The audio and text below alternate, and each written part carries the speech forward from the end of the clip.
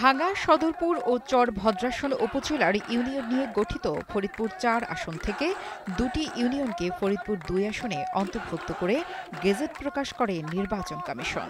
এর প্রতিবাদে ঢাকা-বরিশাল মহাসড়কের ভাঙ্গা উপজেলার হামিরদী ইউনিয়নের মনসুরাবাদ, হামিরদী, পুকুরিয়া, আলগী ইউনিয়নের সুয়াদি, ঝাটুরদিয়া এবং ভাঙ্গা দক্ষিণপাড় বাস স্ট্যান্ডে সড়ক অবরোধ ও মানববন্ধন চলছে।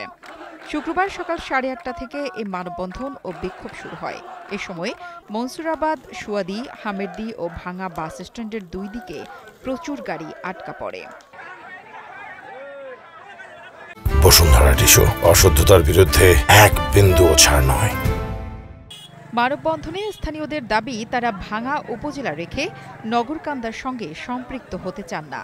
এ সময় নেতাকর্মীরা নগরকান্দা না ভাঙ্গা, ভাঙ্গা ভাঙ্গা স্লোগানে মুখরিত করে তোলেন গোটা এলাকা।